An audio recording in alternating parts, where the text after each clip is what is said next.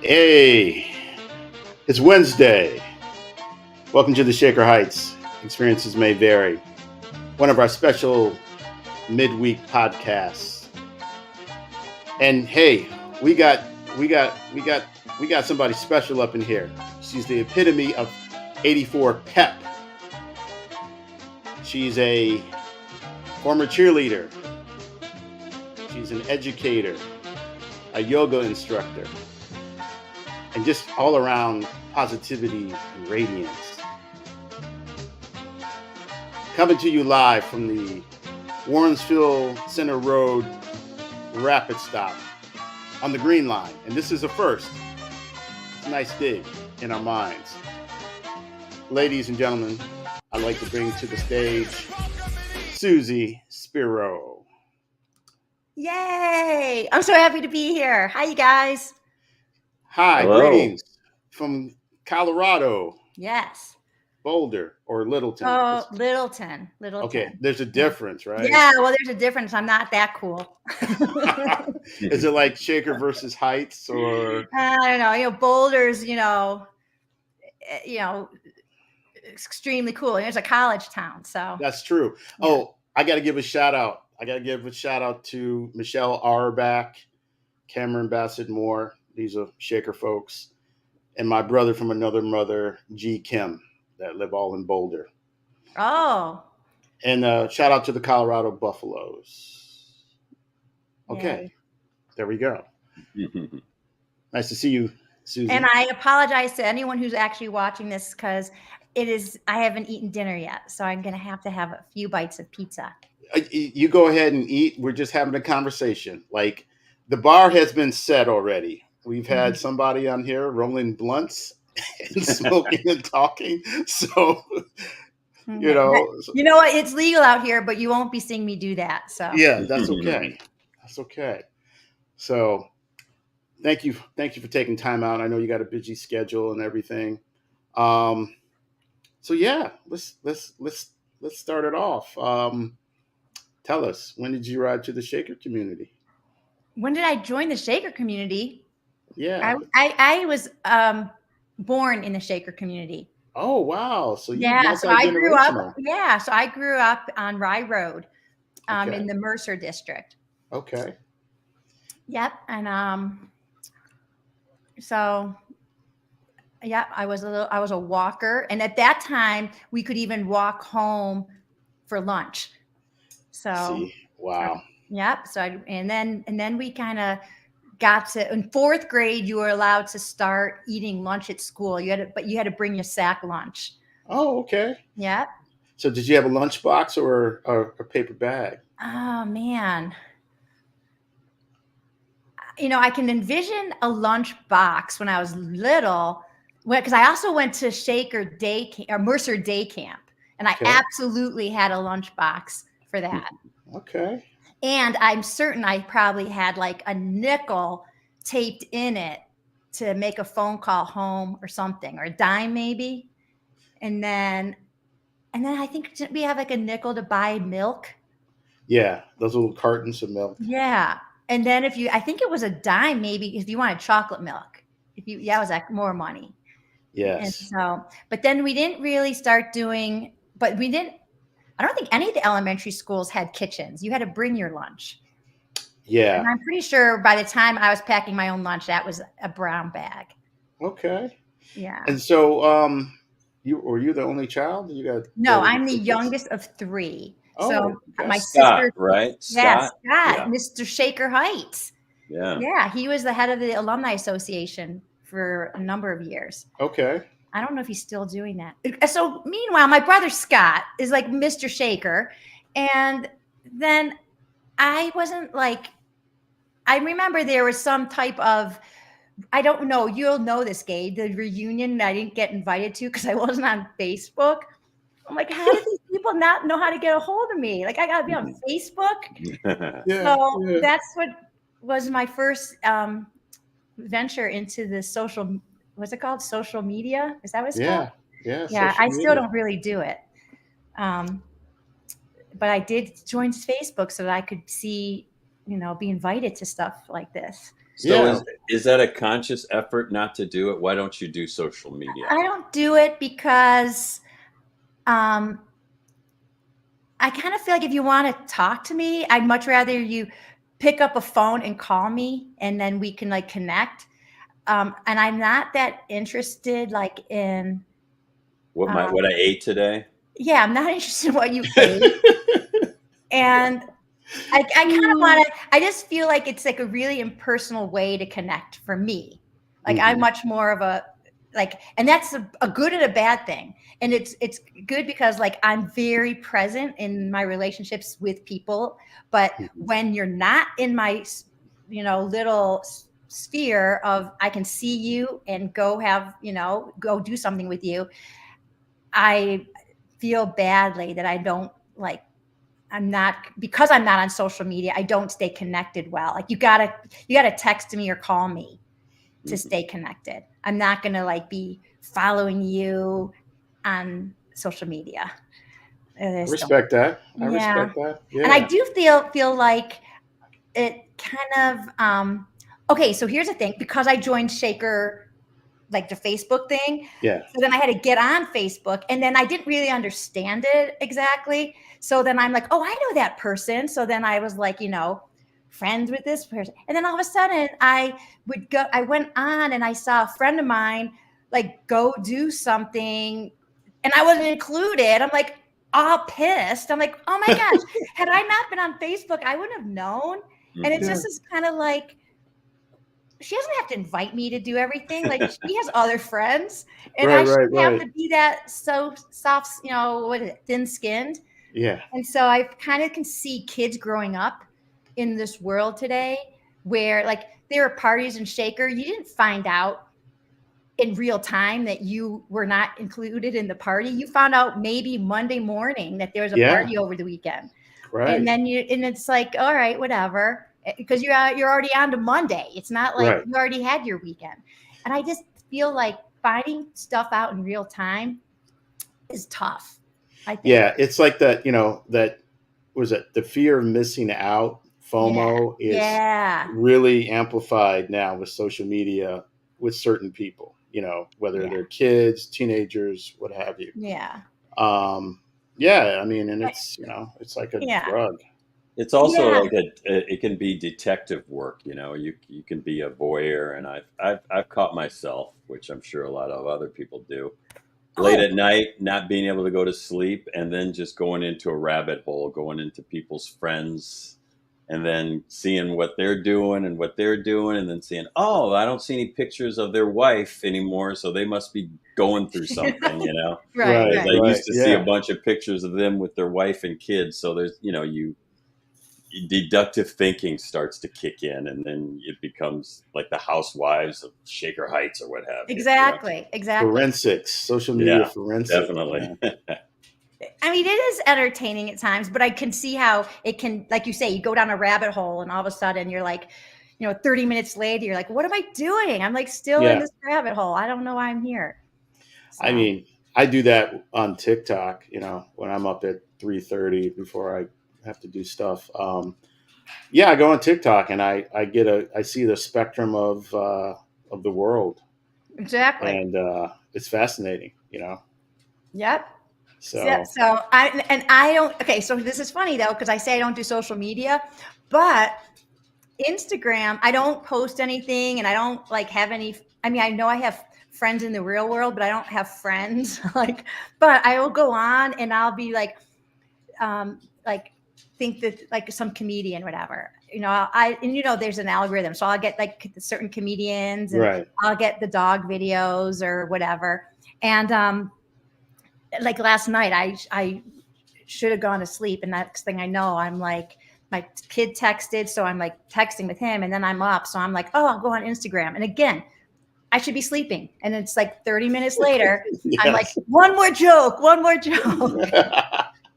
So it's No, it's pathetic. fascinating how much time these things can take from you if you're not careful. It's fit. Exactly. Yeah.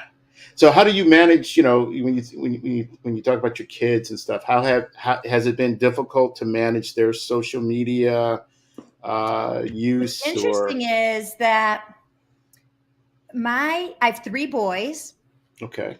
and my oldest is very involved.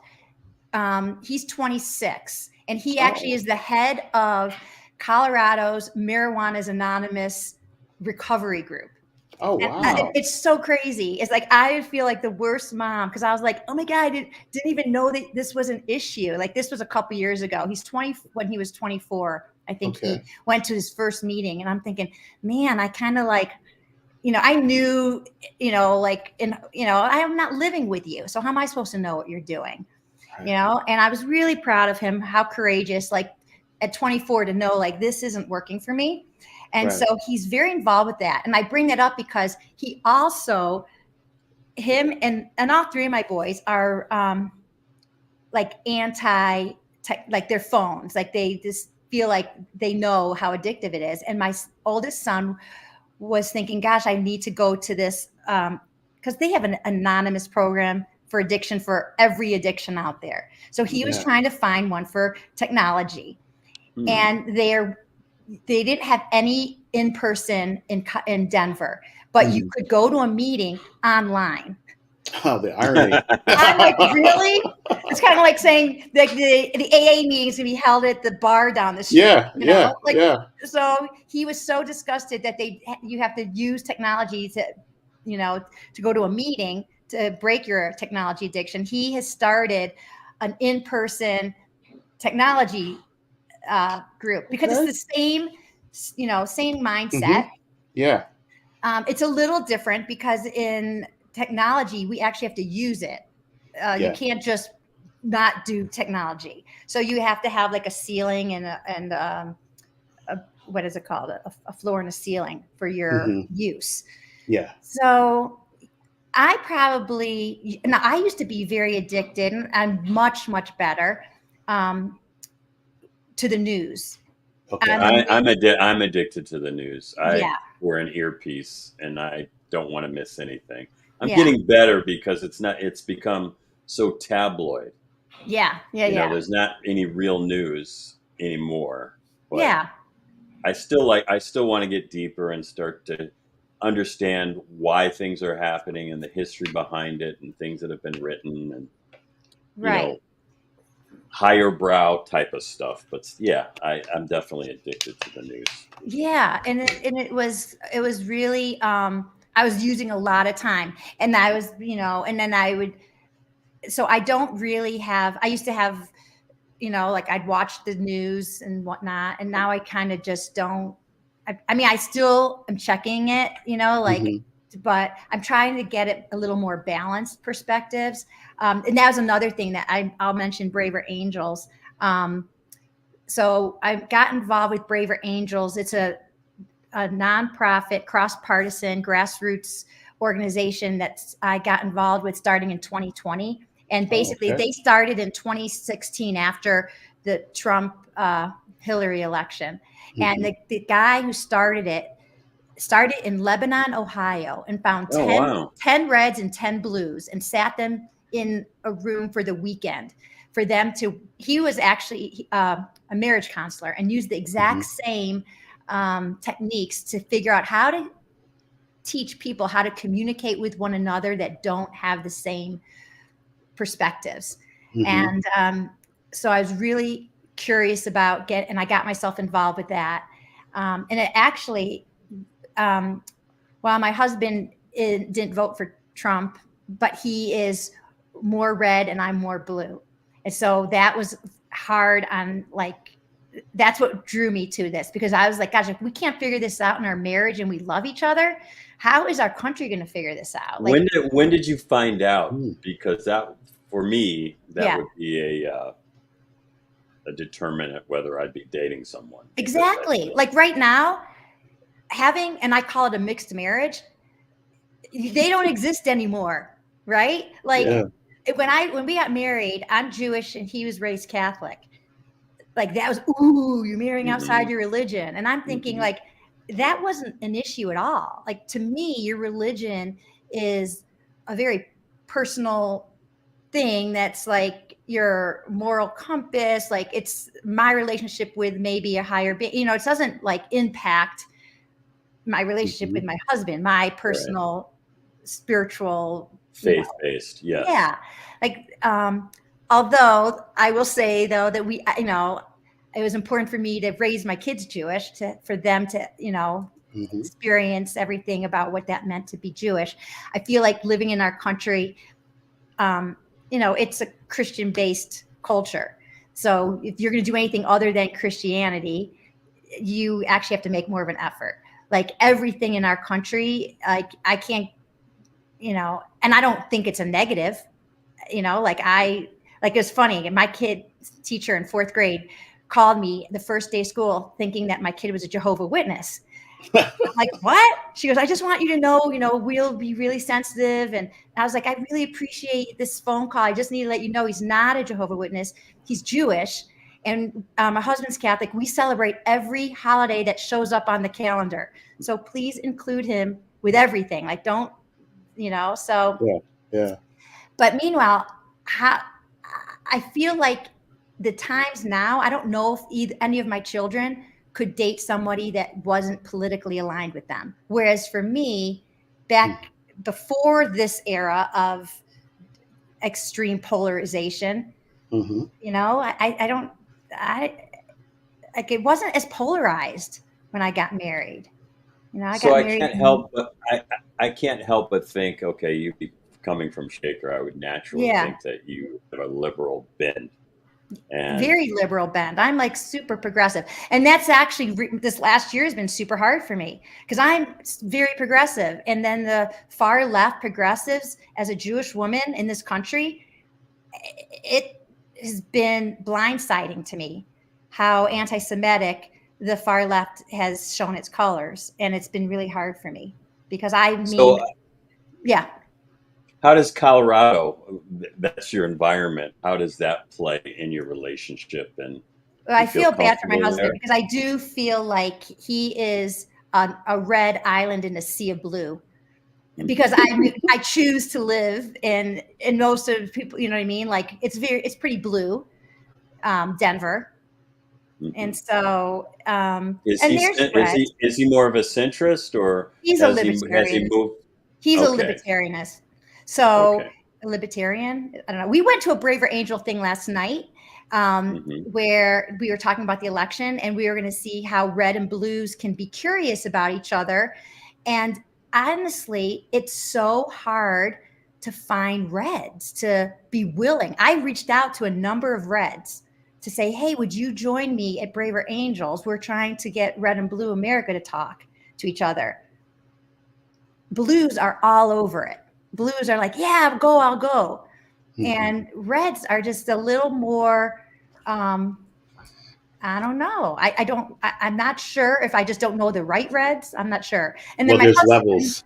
My husband showed up as a red, but then they were saying, yeah, but he wasn't really red. I'm like, okay. Well, yeah, I mean, there's levels. I mean, you know, what's been out here projected oftentimes is like the low end of the reds, you know, the low information Trumpers and stuff. I mean, I feel like when you talk about people who identify with the Republican Party now, it's like you have to ask a secondary question. Well, is that the Trump era or the previous, ideals of the Republican Party? Because it's been infected, in my opinion, and so. Yeah, and so I was trying to do my part because I'm actually registered out here as an independent. And what the beauty of doing that is that I can vote in the primaries for either one. You only get, they mail you the ballots and you can only pick one or the other. And I was like, you know what? I'm voting as a Republican, you know, as an independent, I grabbed the Republican and voted for Nikki Haley to try to do my part, but it wasn't enough. She's an interesting one. Well, if you have a choice between those two, I just feel like it would be healthy for the Republican Party to have to be able to move past where we're at and have a healthier. Well, what attracted you to Nikki Haley besides her being a female and her not being Trump? Nothing. Those two things. that she Yeah. wasn't Trump, Yeah. and that she was willing to be more moderate. Okay. You know what I mean? Like, yeah, I know that she's, in the Republican Party, like for a woman's right to choose, right? She did not have an agenda to even touch How that. do you feel about her now? I'm disillusioned and disgusted. That said, I also know that politicians all are opportunists, and she's thinking down the road that she wants to, make moves in that party. And if that's the case, she knows there's a cult following and she can't piss them off. Yeah. I mean, yeah. It's just a reality. So Yeah. Well, if the Cheneys can pull out of it and they know exactly what's going on, yeah, it's I more agree. than assuming the power. It's about democracy at this point and trying to save the democracy. I totally agree with you. So, And Yeah. do you and your husband discuss politics as it eased it up by attending these so that's meetings? why we joined Braver Angels, because it was so challenging, and I was less like, and that's when I was really addicted to the news. Think about 2020. We had, the George Floyd, and we had, a lot going on, social justice, and I was just glued.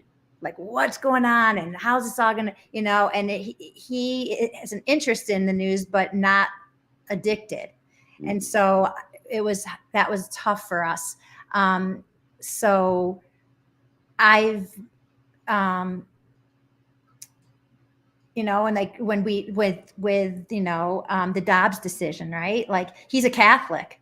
Mm-hmm. I mean, that's pretty much says his views, of how he feels about abortion. Yet, as we've talked about abortion, he's definitely been open-minded and willing to, not be so black and white about it, and that there's nuance. And so because we're able to have discussions, and not be, and I can be a better listener.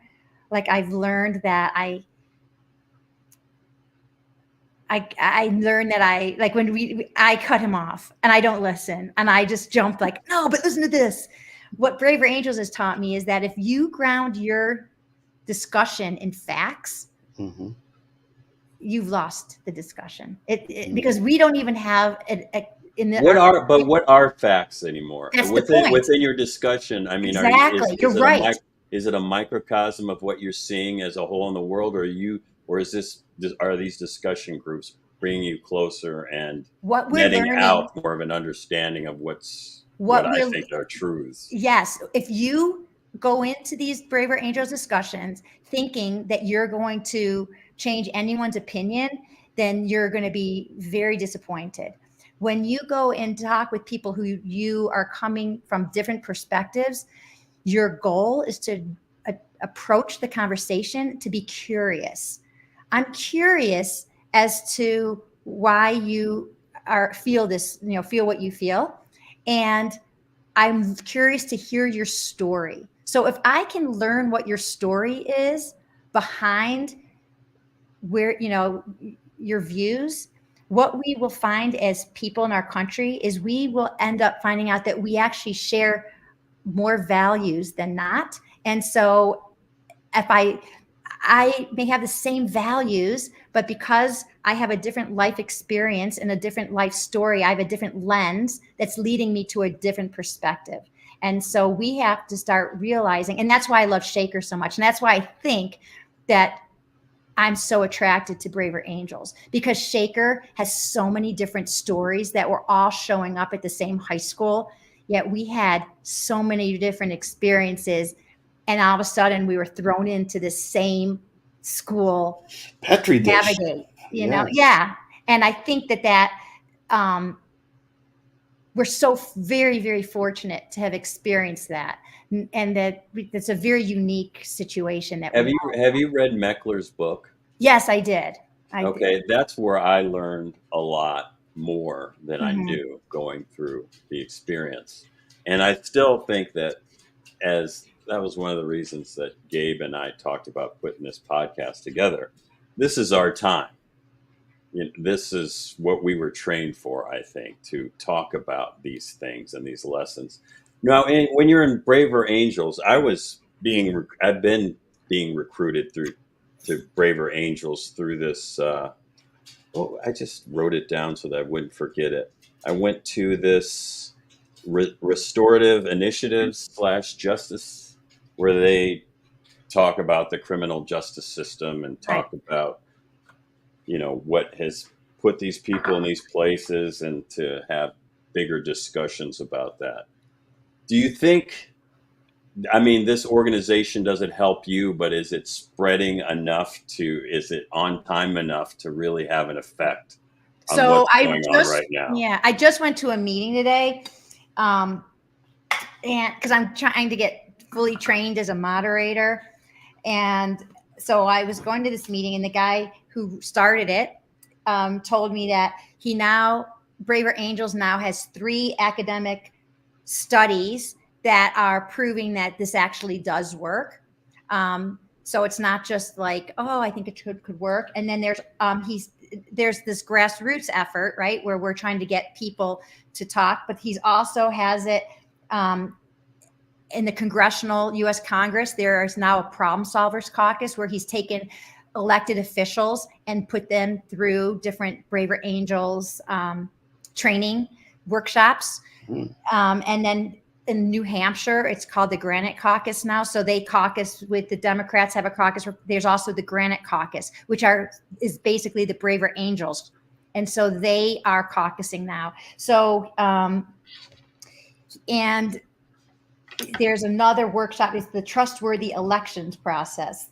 He's constantly trying to figure out how to get not just the grassroots people, but our elected officials also. And it's hard because people don't want to give up their power, right? Yes, power is very addictive. And so to be a Braver Angel, you got to be a Liz Cheney or an Adam Kinzinger who's going to be willing to give up their power to speak out. And I also think too, Gabe, you want to pull her up into the middle so she doesn't get swallowed up? I'm so sorry. I tape. forgot about that. There we go. Oh my God. Now I'm like out of big head. Oh, my bad. I just lost my train of thought. Go ahead. I got one thing I want to show. Yeah. As we were talking about this, things just seemed to jump out when I knew we were going to talk Braver Angels. Yeah. Familiar with this, the permission structure? I've been hearing a lot about this in the news, and this was a tactic or a process that Obama used, where you make the person feel, I'm sorry, I'm covering your head. No, you're fine. Okay. That's okay. Or I'll cover mine. How about that? Where you make it, the objective is to hear someone out, make them feel more comfortable while they're making their point. Right. And then you share your different ideas. Is that something that's embedded? It seems like it's akin to Braver Angels. It was called Better Angels. I just read about it. Yes, it was. That was what Lincoln started was out as about. Better Angels, Abe Lincoln's speech, to appeal to your better angel. So, and then it changed to Braver Angels. So Braver Angels also relies a lot on, if you go through their skills workshop, they teach these LAP skills, and the LAP skills, L is active listening. So I was very guilty of this. When I would have a political discussion with my husband and he's telling me his views, I'm not really listening because I'm thinking in my head, all the things I'm going to say next. Mm-hmm. And that's not active listening, right? I'm thinking I got to try to convince him and win an argument. But active listening is I'm turning that part of my brain off, and all I'm doing is listening. And then the A is I acknowledge. And so I can say, I hear that you are saying this. When I repeat back what a person just said, all people really want to do is actually be heard. People just want to be heard, and understood. And if I don't do that piece of acknowledging, and it's not going to go anywhere. So so you acknowledge, and then you try to find a point of agreement. So I may not necessarily agree with anything that he says, but I could say, like, I hear that you believe that at a certain point in a woman's pregnancy that a baby has rights and that that's murder. And I understand that as a Catholic, you know, that's a value of yours that, you hold dearly. And I understand that. Now, I can't necessarily agree with any of those things, but what I could say is, and I agree that this is because there are different views, this is a real issue. And I can acknowledge that I agree that this is complicated. I agree that there is a lot of gray here. I agree, and so you are trying to, what happens when you do that is the other person all of a sudden wants to model that right back at you. Do you have new groups, or is it the same group? I'm just wondering how you make any headway. So we have a Denver alliance, and so it's, some people are already saying, I haven't been honestly to a Denver alliance for a while. We have a lot of things because of COVID. Everything went online for a while, and we found that we enjoy doing things online because I can now talk with people outside of my bubble that I would have never been able to talk to before. So we can also do one-on-one conversations. I could sign up with someone from rural Colorado who has a totally different life experience, and as a result, feels totally like, there's a vote that I took in Colorado. I feel there are two votes in Colorado I regret making. One was, there was this vote about reintroducing this wolf into the ecosystem here. And I was like, of course we want to reintroduce the wolf. Like, it was his place here first. We, screwed it up. Well, all of the, farmers and ranchers are like struggling because these wolves are taking out their livestock. And I didn't think about that. I was just being the liberal thinking, this. And I was thinking from their perspective. And I feel like, wow, I kind of screwed them over. And why should my opinion, like, I just kind of felt like I wasn't really educated yet had an opinion. So how are you getting along with the really progressive Democrats, especially concerning Israel and Palestine? Have you found any? It's tough. And actually, I'm not. What's interesting is two things. I also am struggling with my sister lives in New York, in Long Island, and there are a lot of Republican Jews out there that are anti, Kamala, and they're like, because they're so disgusted with the progressive left, and they're like, What do you understand about them? Okay, so they are. So why? Why are they like that? Yeah, why are they Republican? From your experience with this Braver Angels, what do you understand about them? Help me, and then help me understand the undecided voter. I need real help with that. I need therapy. Well, the undecided voter, I have no clue. That I don't think is true. I think you're just fooling yourself. That makes no sense to me. The Republican, are you saying the Republican Jews or just Republicans in general? I don't know. No, I was thinking, I'm just thinking with a big issue within the Jewish community is Palestine and the Jewish homeland and all that other stuff. I mean, that's huge. Right. Especially, how are your kids handling that? Because that is a definite issue. My kids, two of my kids, okay, one of my kids is definitely like really pro-Israel. Another one is more, and this is the thing, that's killing me. They're framing this discussion as if you're either pro-Israel or pro-Palestinian. And that in itself is the problem, and is a false way to describe the situation, because like the progressive Jews in Israel up until October 7th were protesting every week against Netanyahu. They BB. can't stand that far right government. They don't like the settlements. They don't like the, I can even say like the far right Jewish terrorists in the West Bank. Like their behavior doesn't represent the Jewish values of liberal Jews. So you could say that the same with Trump and America. Right. He's totally against democracy. Right. Yeah. Yet, after October 7th, you didn't see those, those people who were demonstrating traded those, their protest signs for their army boots. Like, you don't get a choice in Israel not to defend yourself, because you live in a neighborhood where every single neighbor would like to see you gone. Okay, and when they talk about a one-state solution, that one-state solution is Israel doesn't exist. Except there is a lot of, how should I put it? The Hasidic Jews, the ones that don't have to fight. Right. How does that? I think the liberal Jews don't like that. Like, you can serve your country and not hold a weapon and do things to support the army. There's other roles that you could be taking. And so to sit there and to be, not working and studying Torah all day, like, that's a hard thing for me to comprehend, that you're just taking and not giving anything back.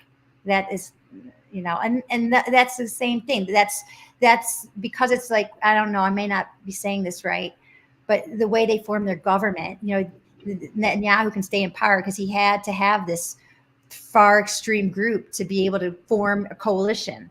So then all of a sudden, this far extreme group that's a minority all of a sudden gets to have all this power. So do you view him as a war criminal, which a lot of the world is stating that he is? I mean, I understand that he's trying to save Israel, but he's also trying to save himself. I think that, there's a lot of self-interest for him not to end this war because he would like to maintain power. But when someone attacks you and you start defending yourself and people are dying as a result, like, there's the double standard to sit there and say that Israel is having all these war crimes. Yeah, I do think that there were some bad examples and bad seeds. And I do believe that the IDF punishes their soldiers when they display, like, I can't remember the actual, video footage of really inappropriate behavior toward Palestinians but that's not the vast majority of the IDF. And I think that they are executing the war because it's a war. And like, this is the thing that's mind-boggling to me. How is it that the Jews and Palestinians outside of Palestine haven't become a coalition together saying, yes, the Palestinians in Gaza have been oppressed by Hamas since 2005. They have destroyed the infrastructure. They have taken all the money that's been given to make tunnels and not feed their people. Palestinians have been oppressed, not by Israelis since 2005, by Hamas. So why aren't they uniting against a common enemy, terrorists?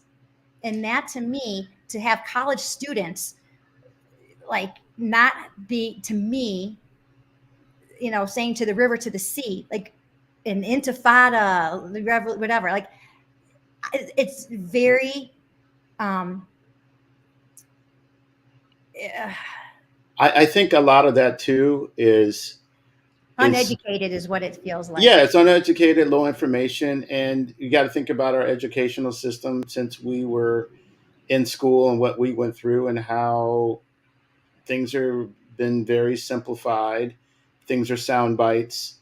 And that's what a lot of these people gravitate toward. And it's lacking reference and context. I mean, that's the biggest problem I have with media, working in it, and depending on who's framing the conversation, and the lack of reference and context. A lot of people don't read. They don't follow up. They click on the link. Everything is handed to them. So the ignorance and the, what you call fanning the flames is there. And I often think, it's also a mutual interest with opposing sides that go above, to use the expression, pay grades, in terms of information and stuff, I mean, well, here's the other thing on top of it, though. We have college professors saying some of this stuff, and that's I'm thinking, like, how do they get away saying this stuff? Well, the same way with America taught us about manifest destiny, but didn't really talk about annihilating the of Americans that are here, and don't talk about colonization, and don't leave us out of the conversation. Africans have their own history, which is American history, and people mistell the Civil War, and what they're starting to do is the United States is becoming Holocaust deniers, just like a lot of the world is becoming weird.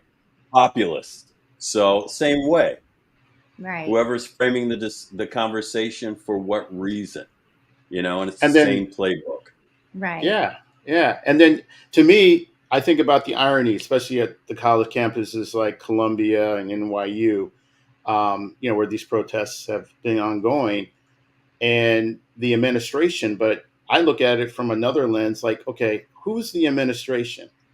And I go down to what's their complexion, and the irony about that, because it's like, oh, there's people on this administration that may identify as Jewish, but then it's like a weird thing to me. Like, okay, the administration is enabling anti-Jewish sentiment, but the administration, if we look at it, are often predominantly white, and they also often have people who are Jewish identified within the administration.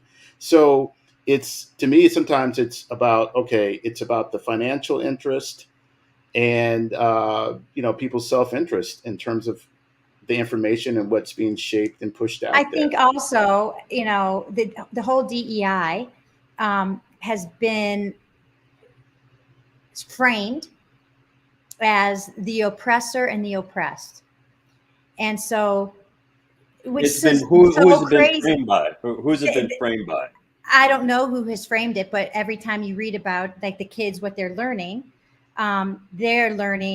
about the oppressor versus the oppressed. That constantly comes up. Who would frame that? Do you think liberals would frame that, or do you think? I think that's more of a conservative. A liberal. I don't think so. You don't think?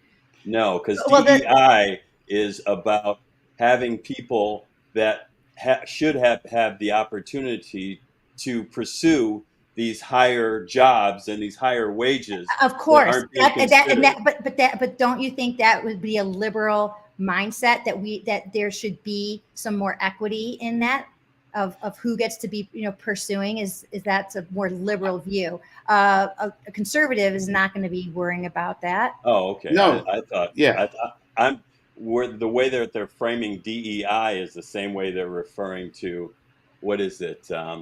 Critical race theory. Critical race theory, and yeah, but my point being is that with DEI, it's framed as who's oppressed and versus the oppressor. So white America has been the oppressor, and being the oppressed is always about your skin color. I can't think of another type of group of people that have been more oppressed throughout their entire history than Jews. Every single piece of history that you see a Jew. So you think they've been more oppressed than Black people? If you look, no matter where you are in the world as a Jew, you look at all the Arab nations, they've been expelled from all the Arab nations. I don't believe people of color have been expelled from all of the Arab nations. Look at it in the United States. Look at the United States. No. I'm not talking about the United States. I'm not talking about the United States. I'm talking about the history of the Jewish people from biblical times. The destruction of the temple. I mean, I'm not talking about 200 and however many years ago when our nation was, and it was beyond that. Okay. So hundreds of years, you're absolutely right.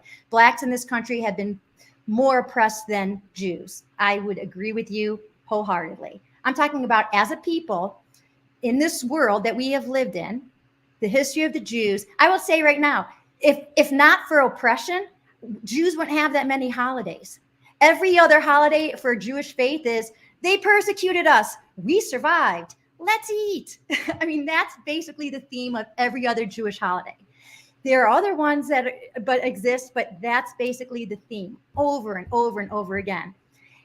So to sit there and say that because my skin is white, in the DEI mindset, that Jews are now the oppressors is that how you feel as a Jewish person? As a Jewish person on our college campuses, the kids who are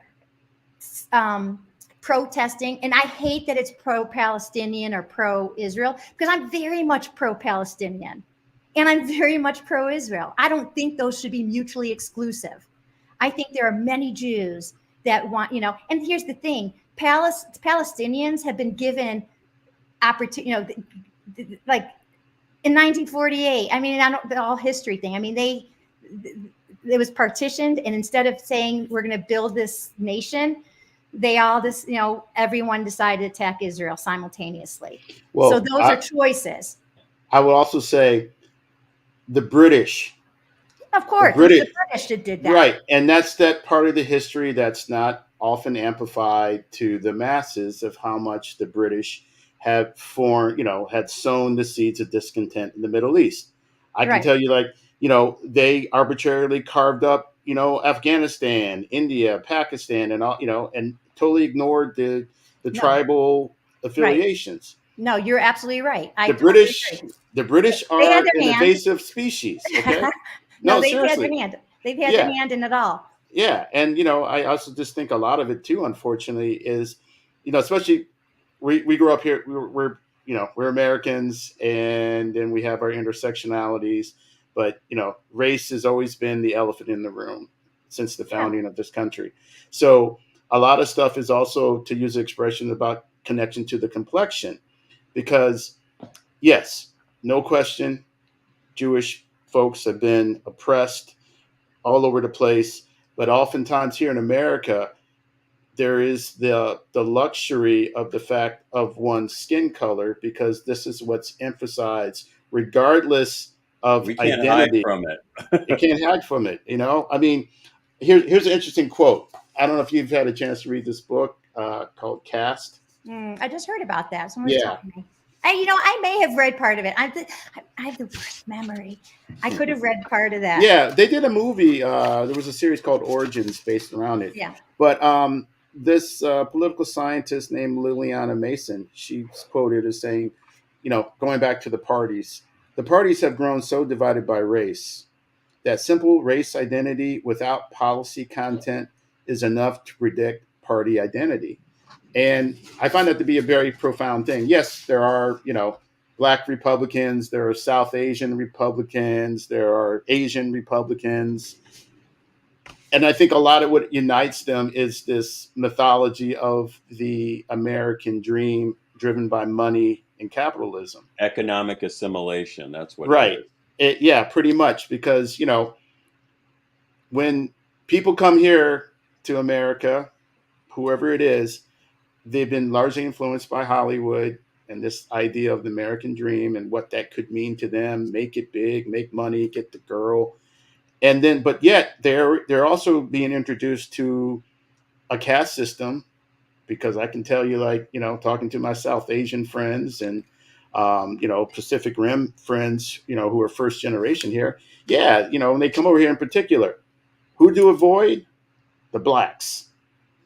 And, that's a learned thing. That's a learned Even thing. The Africans and the Nigerians and the Jamaicans that come over here, they avoid the Black Americans. So, and they don't find out they're Black. Even the Hispanics don't find out they're Black in origin until they come over here. I mean, to me, the Shaker is the most pure, well, not purest, but the best effort to date experiment in terms of okay, we got all these different folks together. How do we try to make it work? Then the rest of the fucking country.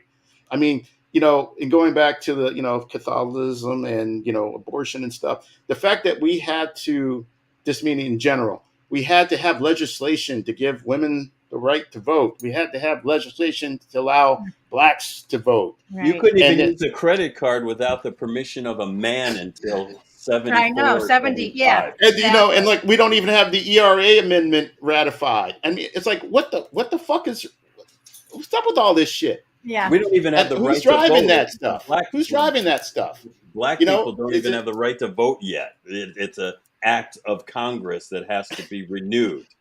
I mean, so you know, we talk about policy and stuff. It's like, okay, who's driving this policy? You know, Mhm. and why do we have to fight for human rights? Right. The Lynching You know? Act just passed. Did last it What? finally? year. Yeah. What do you mean? I didn't even know what you're talking about. And there had to be an act to outlaw lynching. You know, black people hanging Like from recently, trees. you're telling me? Yeah. When the last like, Just Are we passed. still doing? Yeah. Are people doing that? yeah, they're still doing it Of in course, places. there's sundown towns. There's all kinds of stuff. You know what's crazy about our home state of Ohio? You know, we took the Ohio civics class. Yeah. We have 88 counties in alt-right ideology, neo-Nazi ideology. It's numbers 14 and 88 are tied to Hitler in their mythology. And I always thought that was interesting about Ohio, not making the direct connection to 88, but just the fact that besides Cleveland, Columbus, Dayton, and Cincinnati, that can be bluish, purplish, everywhere else is red. So what's Ohio going to do? You think? Ohio's going to keep on being Ohio. You know, I mean, Although what I thought was interesting is you know, because I heard DeWine talking about how, you know, really supporting the Haitian, you know, with all this cats and dogs stuff, right? Like, I'm like, what is going on? And saying like this isn't happening. Like the Haitians are an asset to the community. They're hard workers. They are, you know, this needs to stop. You know, Well, this is J.D. all Vance's fine. constituents are the Haitians he's part of that. He's supposed to be protecting these people. but And he's they're not. talking about Trump just talked about deporting denaturalization. Stephen, whatever that guy is, Miller. Stephen Yeah. Miller. Yeah. They're going back to denationalization, where they're going to remove people from the United States. And they're talking. I was listening to something. It's like crazy that this is they- even like close. They think Yeah. that they can deport 250 million people because they want to, But this because is they don't fit the American standard. But this is, you know, this fits like the game plan from like the 70s, you know, with Lee Atwater, Reagan and stuff, especially at, you know, post 60s and stuff like that. You know, this Republican ideology that's mixed up with Christianity and values and all this. So this stuff is not operating in a vacuum. It's just been mutating over time. And then Right. obviously driven by fear Yeah. of the other. You know, yeah, crime is bad because we have an imbalance in a lot of ways in our society. So yeah, when you've got a group of oppressed people, they're gonna do stuff, and it's amplified more so than other places. Well, you know, I just saw a couple weeks ago, maybe it was last week. You know, David Pogue, he's a Shaker alum. Yeah, that name sounds familiar. David yeah. Pogue is on the Sunday Morning Magazine CBS show. Really? Oh Mhm. wow. And he Okay. does, and he has his own podcast, and he does. So he did this whole thing with all these graphics about, like people say crime is up, and then he did this whole graphics of showing charts. Like actually, it isn't up; it's actually down, and these are Yeah. all from, you know, FBI records. And then they said all these different things, like how, you know, the economy's this, and then he shows the graphics. You Yeah. should check it out. But Yeah. There's tropes about people from there not being a black male and there not being a true nuclear family because a black male isn't there, and that's not even true. Yeah. Those things And are just out there and taken as law, and these tropes, and people believe them. You say I mean, it's the lies same thing enough with over welfare. and over again. yeah, welfare, you know, the welfare queen, that was concocted just like Willie Horton.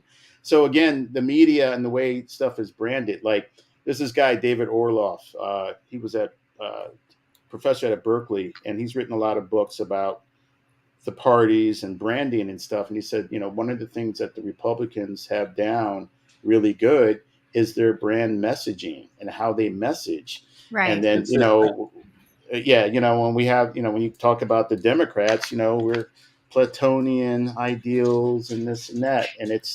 And he had meetings with when Obama was in office, like, look, you got to pivot and get your branding in a way that's like the Republicans. And, it's happening slowly, but I mean, it's the branding, and it's obviously how the information is, put out there to people. Well, did you not feel, because like when I think at the reunion, before I left, Biden was still in, and I think when I landed in Denver, he was out. Do you remember? That was crazy, right? In a matter of a few hours, right? Yeah. And so did you guys feel a surge of energy with Kamala? Because I was felt afraid, it out here. but I waited until there was a consensus of a relief. Right. Because he was destroyed in the debate. Oh, he just looked like a feeble old man. I mean, the unfortunate fact that we have only two parties, and behind the scenes, they share a lot of common interests, especially on the Hill. They get the best health care. They give themselves raises. So when the cameras are off, they have a shared interest. The kids go to their best schools and stuff like that. So, for me, I'm certainly going to be supportive of Kamala, but I also realize as much as this been Kamala.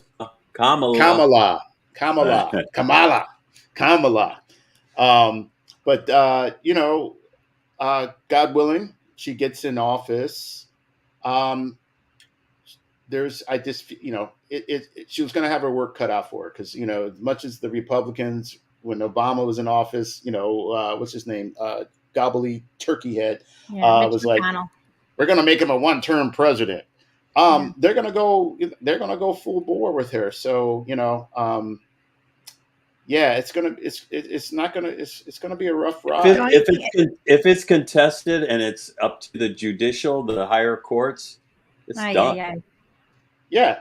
I mean, they're probably on Plan C right now. Anyway, I think I don't think he plans on winning. They're on to the next step. Yeah. And for me, I'm not going to say it's a fear. It's my concern is this, like the threat of extremism, what I call the white Taliban, is not going to go away. And that is what we're going to have to deal with, regardless who's in the White House. Because obviously if 40, Devilhead is in the White House, he's going to, say it's, you guys go out and do what you want to do. And, it's the extremism that's going to ramp up because I'm in those chats. They don't know who I am. Here's the thing, though, and where I have hope is I really do believe that the extreme voices in our country are loud. And I don't necessarily believe that the people in the middle, who are the moderate people, they're exhausted. They are exhausted by these loud voices. Yeah. And I think that everyone is itching and eager to move on. No, I get that at a certain point. And I guess, those loud voices, you're right, aren't going away. But I'm also talking, and let me clarify, I'm also talking from a violence perspective threat. So yeah, you have the talking loud ones who ain't going to be about shit. Mm-hmm. But I'm more, because that's kind of the shit I'm dealing with. That is my concern, are the ones who have the means to foment unrest, and that is their mission. And so, and they're embedded into all the local and so that's governments. So they've got, and the police forces and all types of stuff. So that, and like I said, and we all agree there's levels to this. And so That is a level that. So you think I should go live off the grid and? No, I think you'll be fine.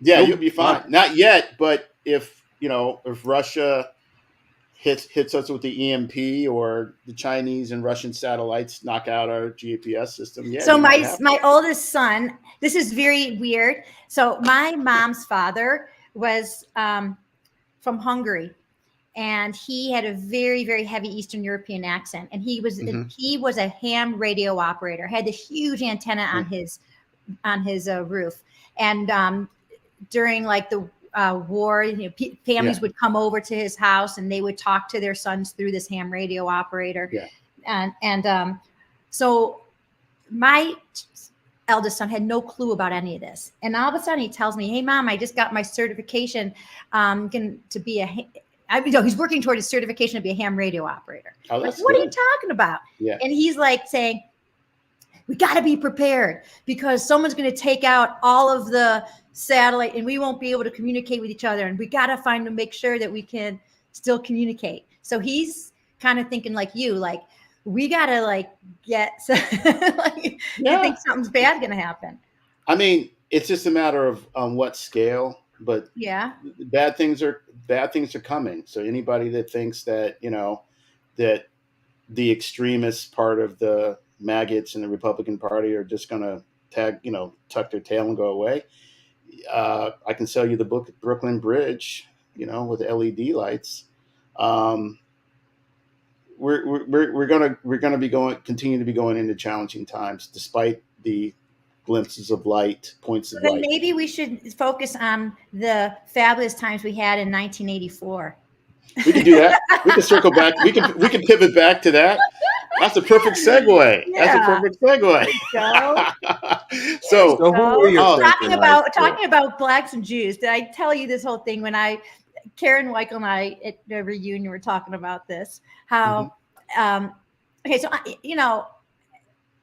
I being a cheerleader, it was more of a black girl type of activity. There was two white girls. It was me and Amy Shavinson, and being in dance club.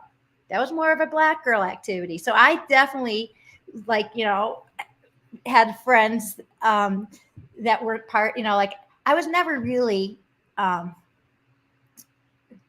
of the cool white girl group, right? Like I was definitely a floater. I floated around. Okay. And so Karen Weichel and I were just cracking up because one of our cheerleading fundraisers, because, I had you sell popcorn, you do this. We went to the Shaker Heights Country Club and we cleaned the trash after a PGA golf tournament.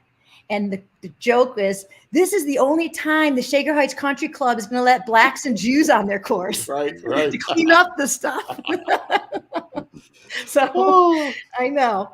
Because I wonder even today, is that Canterbury, right? I wonder if they do have. Oh, wait, Shaker Heights Country Club is not there anymore?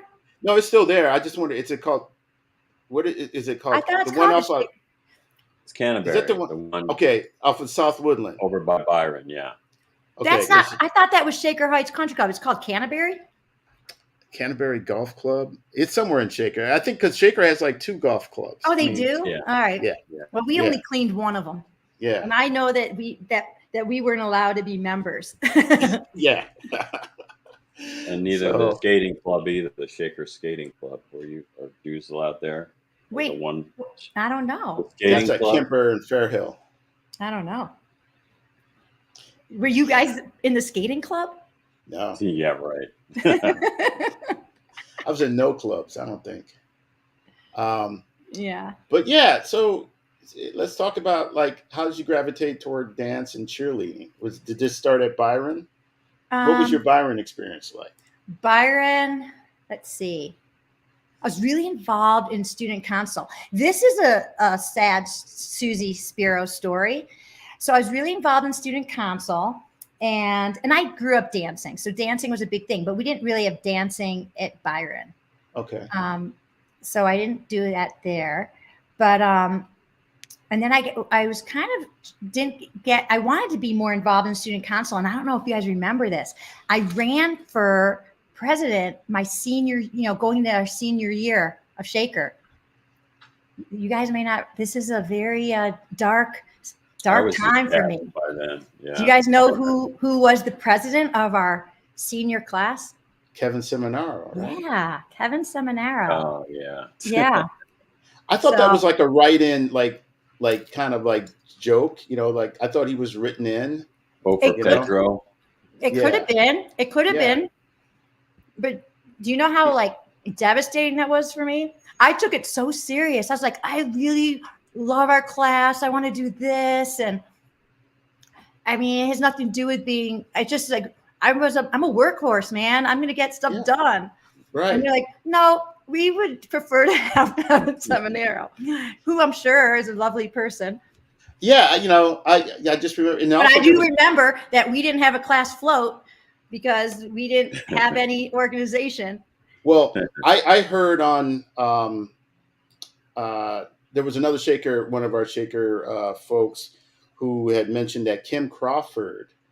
Kim Crawford was involved. Yeah. And she was instrumental in getting our graduation at the Front Row Theater because apparently we didn't have a location, but she was instrumental. I'm sure it's because our president didn't do anything.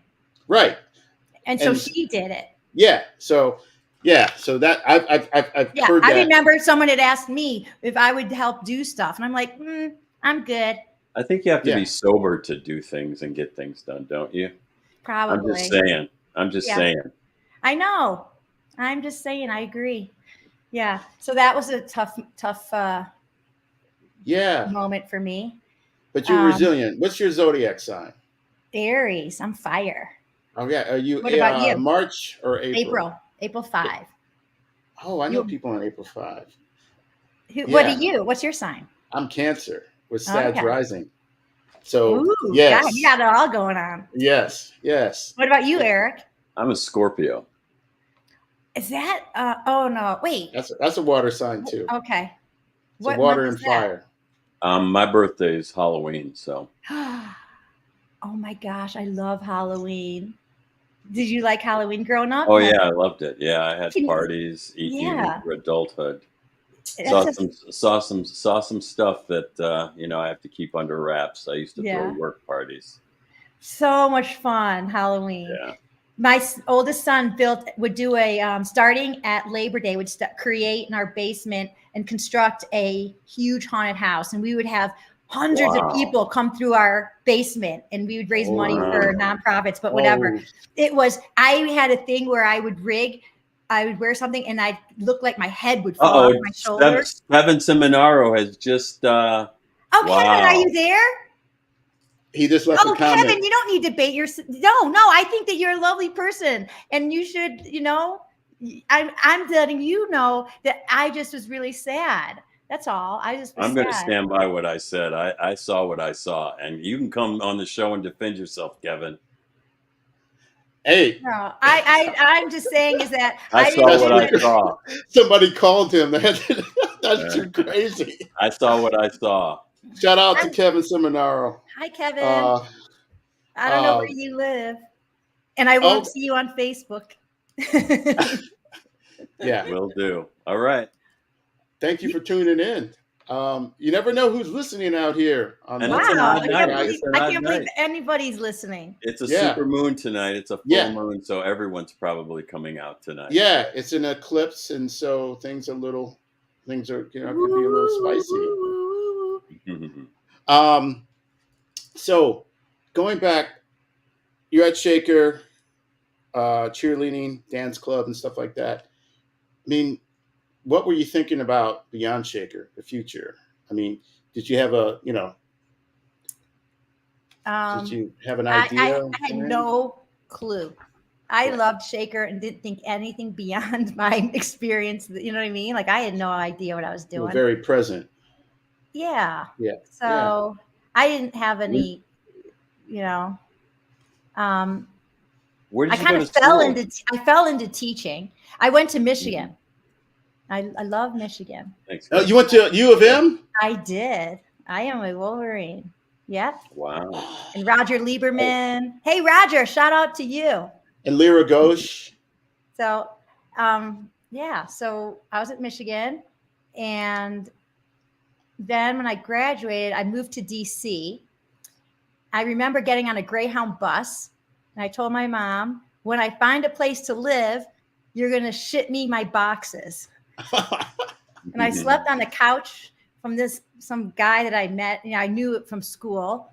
And then I found a place to live. And actually I lived with, I don't know, Amy Weissman was a year older than us. So she was my roommate for a little. And then I decided I wanted to get involved with public policy in education. And I was finding out that most of the people like that are in policy didn't actually have experience in the classroom. So I thought, I think I should go get some experience in the classroom, and then my opinion will be more valid. So I went off to Harvard for a year and got my master's in education. And that was a whole nother podcast story. But meanwhile, I got into the classroom, and it turns out I fell in love with it. I actually taught at Shaker Middle School. Really? Wow. I did. And I loved it. And it was super fun. And I was teaching with people I grew up making fun of, and I had to actually call them by their first name. It was so awkward. But actually, the best was, my favorite teacher as a kid was Mr. Woods. He actually, on the weekends, on Friday nights, he would run the ice skating at Thornton Park. Did you guys ever do skating at Thornton on Friday nights? I went up there a couple of times. Oh my and God. Then I also watched like the hockey games up there. Yeah. So I remember that skating on Friday nights was super important thing to do. Yeah. And so Mr. Woods was Mr. actually Woods he was the Black Sergeant Carter. Yeah, he was. Loved him. He was great. actually. I actually had lunch with him, but just me and him every day. I think it was in 7th grade. I would go find him and have lunch with him. 7th grade was a rough year. My parents got divorced when I was in kindergarten, and then my mom had remarried, and then it was a very unhealthy situation. And so that dissolved when I was in 7th grade. So I really was seeking a male role model, and he stepped in and was just my savior. So I have very, very fond memories of it. And so he was the assistant principal when I went and taught. So that was super cool. Wow. Yeah. And then I also remember, I'm sorry? No, he tried to, I was really shy, and he tried to set me up with Kim Oliver. Lorna Wishman and Kim Oliver were friends. And I knew that Kim Oliver liked me, but I tried to get out of the class because I didn't know what to do with a girl. That is so cute. And he said, Eric, stay here. I got to talk to you. Oh my gosh. Monica Kendall probably remembers this story. No, was it Lorna? She might have. I don't remember, but I know that. Yeah, that she knew of this. So yeah, it was kind of crazy. He was a really good dude. I learned a lot in his history class. He was the best. Absolutely love that guy. Great class. And one of my favorite teachers of all time. Yep, I would say the same thing. I don't remember his. I got to see his face. So Dr. Peter John, right? So you didn't go to Byron. You didn't, so you wouldn't know him. So Dr. Peter John was the principal when I was a kid, and he was the principal when I taught. And he's a huge Michigan fan too.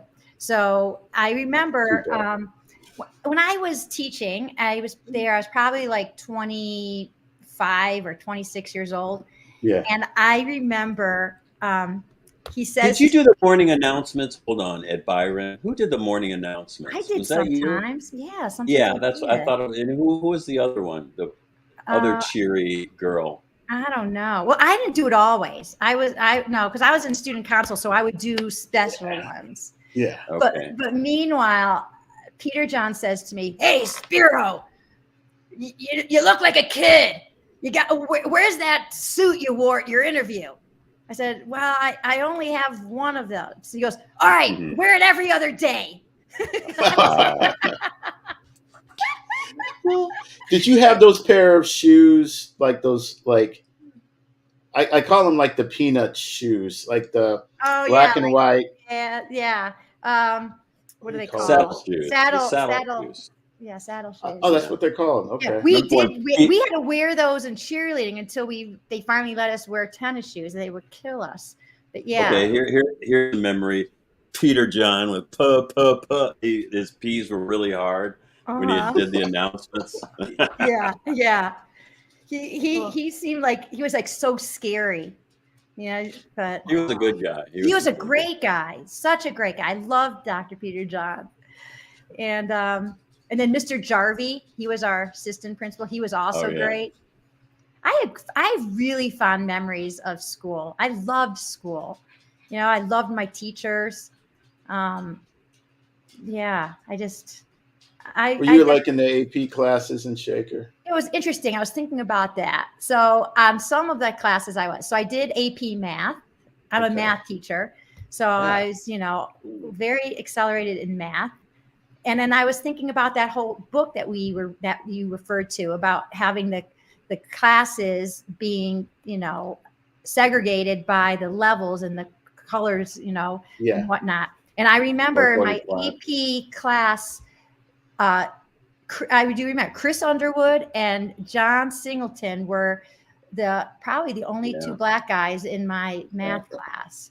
Yeah. Wow.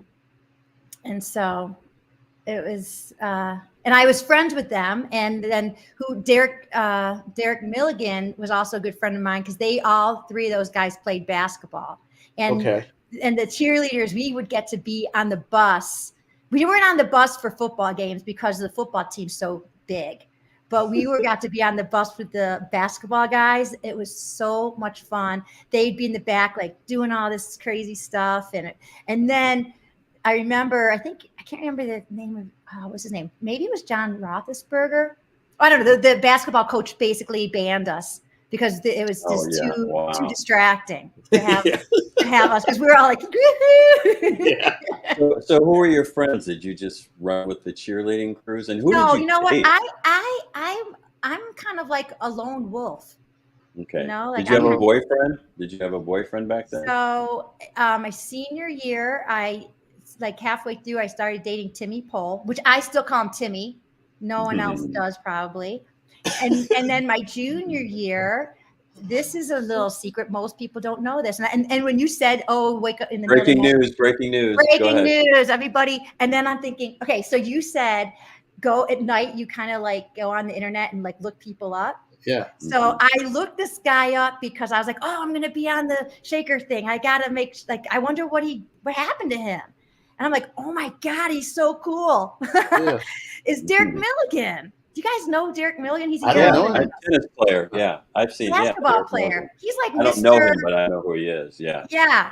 And then I'm like, because I went to visit a college friend over the weekend, and I was like, I'm going to look this guy up. And I'm like, oh my God, look at this. And she goes, you do know that he's going to know that you were looking at his profile. I'm like, that was on LinkedIn. Oh yeah, LinkedIn. Yeah. You can't spy on LinkedIn. Yeah, I spied on it. So Derek Milligan, shout out to you if you're watching. I was the ones because they'll say like that you had these people searching for you. Yeah, right. Yeah. And I think if you have premium, you can like search an what do you call it? Incognito. Oh, I barely even know how to do LinkedIn, so I don't have premium. Yeah. So, he's on Facebook too.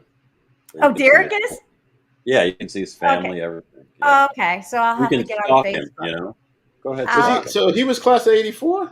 No, he was a year older. I was there dating. So then my mom had said, Susie, I just don't think society's ready for, whites and blacks to be dating. I mean, you can do it, but I just think it's going to be challenging for you because not everyone will accept that. And then, so I think we went out a couple times. We were going to go to a hockey game, and I don't think we made it quite there. Yeah. So, he was a stud basketball player. Wow. Yeah. Class of 8, so that would have been 83. He's 85. Oh, no, 83. He's 83. 83. Yeah. Wow. I'm doing the wrong. Here's the math teacher, and I'm doing the math wrong. If you don't pay me my hourly rate, I'm not going to give you correct answers. Oh, there you go. I should help you see if you can help me figure out the lotto. I You know, can't. picking numbers. No. No? You haven't tried your birthday and No. Like there's got to be some other permutations? math. Yeah. No, I can't help you out, dude. So how long you been in Colorado? What brought you Since out to 92. Colorado? So what happened was, so I was teaching, Mhm. and when I graduated grad school, I really wanted to travel, but I didn't have any money. So I learned of an organization called Interlochen, and you can take a group of Yeah. kids camping. Yeah. Not the music one. It's this one in New Hampshire. You could take a group of kids camping, and they pay for you to whatever. So I took a group of kids camping for the summer in New Hampshire, and met some mosquitoes so big that I was like, oh my gosh, like this place is crazy. So like it was in New England, and it was very mosquito infested. Yeah. So the next summer I took a group of kids camping in Four Corners, and we didn't put up a tent all summer, and I didn't get any mosquito bites. I mean, it was just insanely beautiful and perfect weather, and it was just great. And I loved the desert. And then I kept thinking, wow, it's really awesome out here. So what happened was, my best friend from college, who I just visited this last weekend, she graduated and joined the Air Force because she was a nurse. Okay. And so she moved to San Antonio and was a nurse in the Air Force. And she calls me up and goes, Susie, I hate it here. You got to move here. I have no friends. It sucks down here. I'm like, why am I going to move there? You just told me how much you hate it. It's a river walk. So when she got out of the Air Force, she moved to Boulder. And she says, hey, Susie, you got to move here. It is awesome. You're going to love it. So then I applied to a bunch of teaching jobs out here. And then I moved out and never looked back. So, Wow. Luther lives in San Antonio. Who's in San Antonio? Luther Johnson. Oh, really? Yeah. Did you see that video I mixed together with you and Luther with you dancing? What? You got to go to Facebook. Oh, shoot. Okay, I'll try to figure it You got to out. go to the 80. I'll send it to you. Okay, thank you. You know, you also have an people who love me and know me, they text me. They know, like my sister will take a screenshot of something on Facebook and then text it to me. And she'll say, this is what your kids are doing. I'm like, oh. But, you know, we have an iconic photo from the half reunion. And I think it was like you still had your red shaker jacket on. Oh, yeah. I wanted to bring my shaker jacket. I couldn't find it. Yeah. I had my shaker. You know how mad you make people that you can still fit into your high school clothes? Oh, isn't that crazy? You're putting a target on your back. I haven't like grown. I don't know. You're the same. You're a fitness freak, I can tell. Well, I'm super active, and it's funny. Are you a morning person? I can tell. You're always happy. I used to not be. I was not a morning person, and then none of my kids were. And then when my oldest was a senior in high school, so I had a senior, a sophomore, and an 8th grader, and their school started at 7:30 in the morning. Ooh. And one morning, and I sucked at waking up. I was such a grumpy person, and I walk into the kitchen and I ask my son, hey, do you want? Like, I don't make breakfast. My gig is, you get one meal out of me a day. If you don't know how to make a good breakfast, you better know how to make a good lunch, because I'm not feeding you till dinner. Tough love. So my kids are pretty good at, and I don't care. It could have just been cereal, whatever. So, Susie, tough. I'm like, look at this. I'm not going to cook you that. So does your husband cook, or did No, I cook the meals. I cook dinner. Okay. So meanwhile, my kid, I say something to him. He goes, don't talk to me. And I'm like, and then I go, okay. And he goes, don't even look at me. Because he was hungry. So this is like probably hangry. Like at 6:30 in the morning. So then I thought, you know what? This isn't working. And I saw something on Sunday Morning Magazine show about transcendental meditation. I thought, wow, that looks cool. And, I had raised my kids Jewish. They all had bar mitzvahs. Not a single one of my kids cares anything about being Jewish. Okay. So I tried, but, like their values they're great people. They treat people well. And I think that you can have, your values are your values regardless of your religion. So meanwhile, I thought, I'm going I'm going to do this for me, for my family. And my husband at the time traveled a ton. He was always out of town. So I got me and my boys trained in transcendental meditation. Wow. And it was the best gift by far that I've ever given my children and myself. I think that should be incorporated into schools. In schools, yeah. I tried. And so what I did was when I was teaching, I taught all my students we would meditate for the first 2 minutes of every class that I taught. And it helps you let go of all the shit you're carrying around with you all day.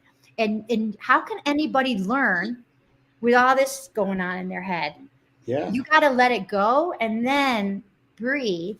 And I would have 8th grade boys saying, can we meditate? I'm like, yeah. Now I know, it's, but it's 2 minutes. And then, it's not like they're not going to be doing math the rest. You gain more time in your class by giving up time to meditate. So you did this in Colorado? I did this in Colorado, but I couldn't get it. Yeah. I could not get it like school-wide. Like during the pandemic, I literally led a meditation group. But this was acceptable in the school system, or did anyone know about it? My principal knew I was doing it, and I just did it. I had they knew because I had my son come in and he actually spoke, because I said, if I can get a college kid to come in and talk to these junior high kids and say what this has done for him, I'm so happy that I gave my children this, because they're young adults now. They all know how to regulate themselves. Mm-hmm. They know how to ground and center themselves.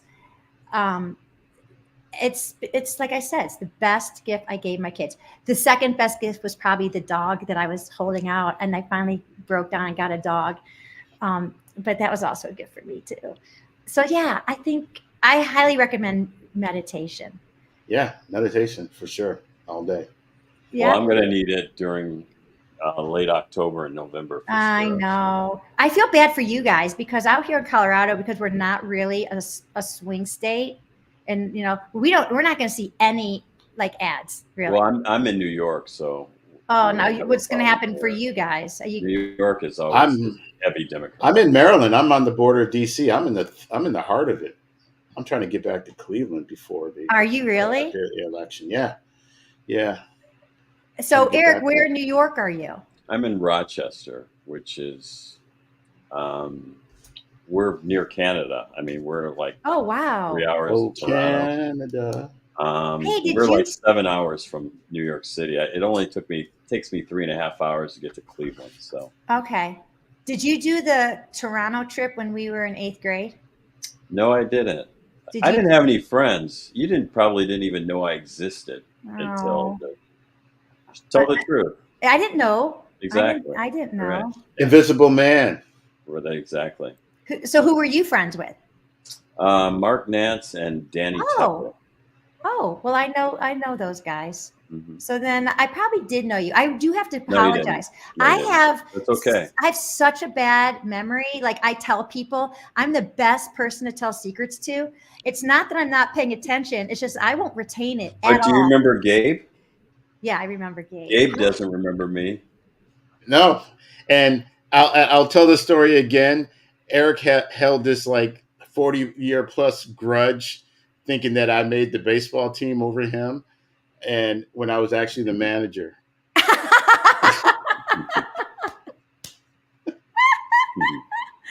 That's not funny. That's funny. So, but what were your activities, Gabe, in high school? Just being a class clown and floating. Yeah. So you kind of felt like you were a floater too, because I definitely. Oh yeah, I was. Yeah. Who'd you hang out with? I mean, I hung on the fringe with Fuller, because Greg Fuller and I grew up together. The Tom Boylan, Ab, Baumel, Duffett. I hung on the fringe of them, and I just kind of floated around. I was nerdish. and also Ty, Ty Bassett. So where in the yeah. cafeteria did you sit? Which part of the L? I sat. Because I feel like there was a white and a black side of the L. There was. Yeah. So it sounds like if you're friends with all those white guys. I probably sat at on. If this is it's reversed, but the L, I probably sat at the horizon, if you want to call it, like, because L is a vertical, and I probably sat at the horizon part by the windows. Partially also too because I was a co-conspirator in that food fight and letting mice loose and stuff like that. I didn't remember that. Yeah, I was in that thing. So, do you get in trouble? No, not directly. No. I got some more intel on that. I just spoke to Michael Lukacek, and do you know Michael Lukacek? He's class of '85. No. Oh, well, we got some more shenanigans about things that transpired and secrets that have been held on for 40 years that are finally coming out. So, are you going to share? Yeah, I'm going to bring one of the perpetrators on, and he's going to probably spill all the tea. When's that?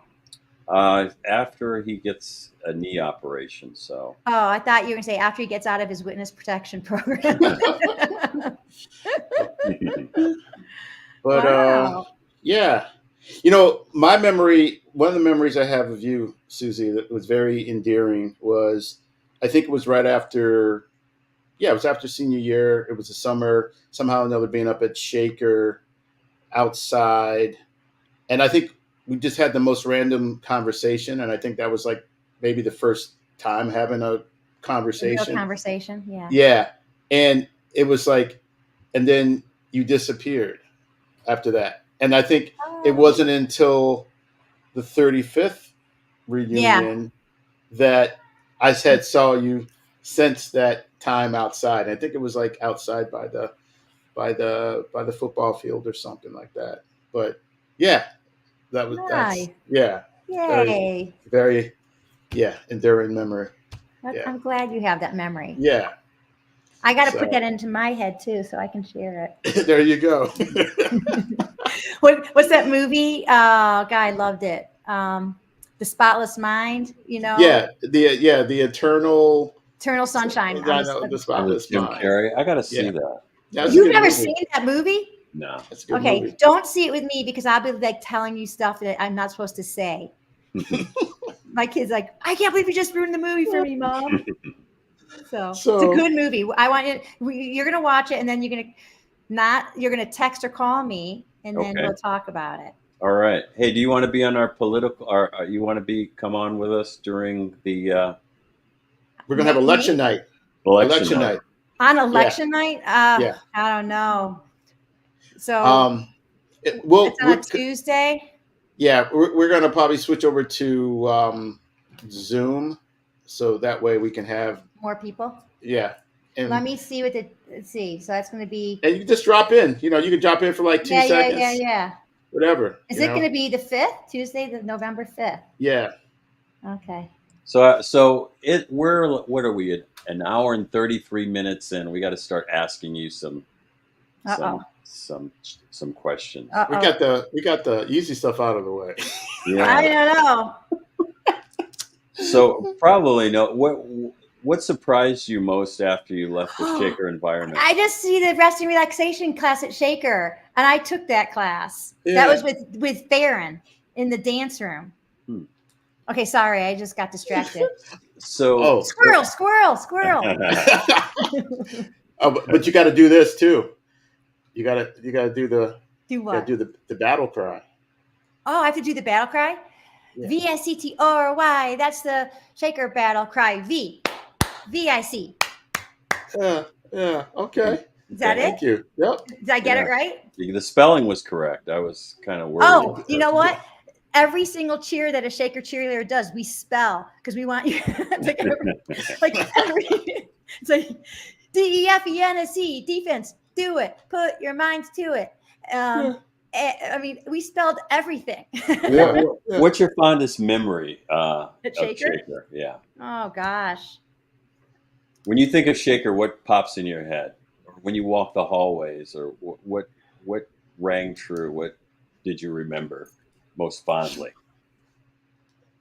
I mean, I loved being in dance club, and I just remember being at that school late at night working on, like, the lighting crew would be there, and we would just all just like, I loved that, and I loved being a cheerleader and bonding with everyone. I like doing things and being active. Mhm. Like, I was never really like cool, like going to parties, like that wasn't really my scene. I'm very comfortable being on my own. Oh, here's So one. What was your reputation? I What would think your people thought friends I say was about you? that I'm very enthusiastic and spirited and happy. I would hope to think that people thought I was, like kind and friendly. Hmm. Um, I could see I that. was, I was, studious. I cared about, my grades. I cared. What lessons from Shaker did you take into the world that were most useful to you? Um, like be open minded. Mhm. Like be open minded, be curious. Um, That's you good for the know, neuroplasticity of the brain. Keep those. Okay, who's your stay hero? active. Who's Stay your active. who's your Oh, personal well, hero? that's an easy one. Is my mom. God, I just love that woman. And what is it about your I mom? love that she loves to have fun. She loves to um, be with people and make them feel good. Like, she loves to spread joy. Mhm. It's and I think that I live like that. Like, I live my days like, did I add value to the world today? Did I bring joy to somebody today? And that brings me joy. And, like, I used to sit there and be very self-conscious, that, here I am, like, I went to Michigan and Harvard, and all I am is a teacher, and, like, I didn't accomplish enough, and feel really self-conscious that I'm not, like, enough, and that, like, I haven't been um, you know, haven't accomplished enough. And then I realized that it's the little things, your day to day, how you live your life every day, and how you treat people, that that's enough. And that kind of, I've had to grow into that, because I was always very, like, when people say, "Oh, what do you do?" I'm like, "I'm a teacher." Did you ever, I mean, you would be highly regarded in a Scandinavian country. There you go. You really would. I mean, the Yeah, yeah, I how mean, teachers are looked upon, and yeah, you yeah. gave a damn. yeah, Gave a So, damn. exactly. but I kind of feel like I'm a steward who wants to leave the world a better place than how I found it. And 100%.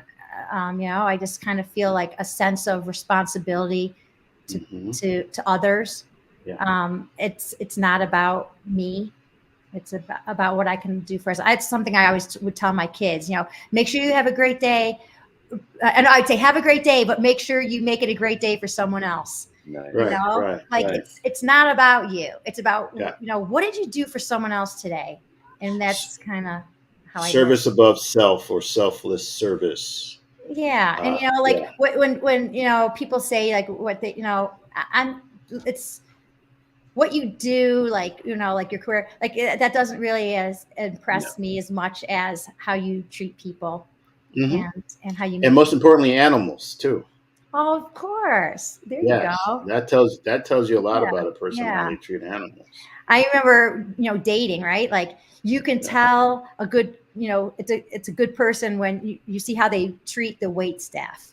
Yes. Like, I'm Yes. like, wow, Yeah. I'm not going on another date with this person. Yeah. Yeah. Like, you're an ass. Yeah. No, it's, to use that expression, the devil's in the details, Yeah. and that says a lot. So, Well, I don't man, know. Have I passed? This was like, I was super nervous. Oh no, my. come on, we No. were like, we were just chopping it up like we were sitting in the bleachers. Yeah. What did you guys think about? Did you guys go to football games, and did you guys, like, were Yeah. those fun? Yeah. I Yeah. didn't have any friends, so You know, So, and at high school, you're saying that you. I So was what? I was painfully shy. I Yeah. transferred in from a Montessori school. I lived in the Lomond area, Okay. but I didn't have those early connections, so I was floundering. You know, Yeah, that would be hard. yeah. So right now you've like completely blossomed. So when did you gain all this confidence and to who you are right now? Well, I went to Cleveland Institute of Art, Hmm. and I found myself loving art. And then I met up Hey, with this is to Kevin Seminaro. is that Susie? Thanks, You are an Kevin. inspiration. There you go. See how we all made up. You know, Oh. everything's brighter and forgiving. And no, I met up with a friend who James Longs. He's in the class of '83, Okay. and he just bolstered my confidence and just Nice. told me all the stuff that, you know, hey, Eric, you're this and you're that and that. And it's been one of my best friends ever since, my best Wow. friend ever since. And So, how old were you when you made that connection? well, I started school early. So I was in college when I was 17. So Oh, wow. I came upon James when I was 18. So yeah, we had a Wow. lot of fun, you know. And so are you utilizing your art now? Oh yeah, Yeah. definitely. Yeah. All this stuff and Everything I'm looking at. yeah, and the t-shirts and all that stuff. And Oh, I design products for a bunch of companies. I don't practice. I don't work for a company. I'm an industrial designer, product designer. okay. So I worked for Whirlpool, Moen Faucets, did exhibit design, Wow. What took Century you to Tech, New York? a job, a management job. I managed at this company called Century Safe. And Okay. then I also taught design at RIT for a couple of Oh, years. wow. Impressive. So. That's so funny. I was running around during the reunion going, are you a professor? Are you a professor? I just want to meet a professor. So there you Yeah, go. I'm an Another adjunct professor. professor. Yeah, Wow. exactly. And I That's still nice. profess about other things like politics and Oh, yeah, that kind of yeah. stuff. And Kevin Seminara, you know. There you go. Yeah, I can't believe he popped up. yeah. They come out of the woodwork, man. I'm telling you. It was. So what inspired you guys to start this? I think You, it was the book. Um, we've been we, talking about this a long time ago, and then the book was the impetus of Oh, it. right. yeah, And we wanted to tell our side of the story because we were the lab rats, and we always saw Shaker as being two Shakers, you know. yeah. So tell me And we wanted to what tell did our you story. see? What was your experience of being two Shakers? Well, Well, I hated. Go ahead. I grew up in the Ludlow area, and so reading the book, it filled in a lot of, it provided a lot of reference and context because a lot of the people that were referenced in the book from the Ludlow community, I knew of, as neighbors, but I did not know their contribution Right. to, To the whole to the experiment. whole experience and stuff like that. I mean, so yeah, I think in reading it and Eric and I talking about it, we just started talking about this all these other stories, how they related to our families, our parents, and dealing with being of color in Cleveland, and And the struggle and being yeah, able all that. to keep up appearances Yes, Right. keeping and try to appearances. assimilate and all the So when cultural. you say keep up appearances, what does that mean to you? Well, I grew up in a single parent house in the Lomond area. Right. So my mom was struggling. My parents got divorced. That's why I ended up in Montessori school. I had to start school early Okay. because my mom had to go back to work. So she went Right. as a nurse, and it was tough. I mean, I didn't let anyone in my house because I was afraid what people would say. Right. Because You know what's interesting? I wasn't sure if I was going to share this or not, but I might as well. I also grew up with a single mom. mhm, And when you say these appearances, I ended up getting free lunches from junior high through high school. And no one would have known. The only yeah, time you would know is if the woman who was checking me off was absent. Then I'd have to mm, sit there and give my name. Mm. So, it's interesting how on the outside, everyone's trying to keep up their appearances, but everyone's got a different story. And that's what I love about Braver Angels, is that people have a story, but no one really knows it unless you take the time like we are now And that's what that to show share. does. I hated high school. Yeah, And I could see why. this has been very cathartic. And especially Gabe just assumed that I was going to the reunion. I said, hell no, I'm not going. There's no way. There's no way. And it was one of the best experiences I ever had. There's I have more friends than I've ever had in high school. And Aw. I went to Cleveland for a concert a couple weeks ago, and I was in where was I? The West Side Market, and someone came up to me and goes, "You're Eric, aren't you?" I'm like, "Yeah, I watch your podcast." It was really, really a good experience. That's It was great. really cool. So looking back, it's knowing like that, you struggled and you said you're keeping up appearances. You don't want people, so knowing what you know now, would you have told your younger self anything different? The thing I liked about Shaker is there's peer pressure to achieve. And I was an average student, but I never kept trying. And I actually took a level 5 history class and tried English, but I couldn't do both at the same time. Yeah. And I was in remedial math. And it makes sense because I was younger, than everyone Oh, right. else. Yeah. But I would wait until the halls cleared, and then I would dive Right. into the classroom, and I had this bag covering my pre-algebra book. Yeah. And I would sit in the back rooms into the corner of the room so nobody could look in and see me, because Right. kids were cruel back then. Right. Now it seems like kids don't give a shit about Now I have a question achievement about, anymore. because Gabe and I had talked about the being a black kid, the whole Oreo comment.